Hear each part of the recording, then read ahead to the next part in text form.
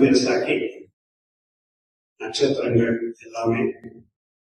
அப்புறம் இடது பக்கம் எவ்வளவு தூரம் போனாலும் அமைதி அமைதி, வலது பக்கம் எவ்வளவு தூரம் போனாலும் உள்ள முன்னால பின்னால மேல கீழே உள்ள வெளியே எல்லா இடத்துலையும் அமைதி தான்.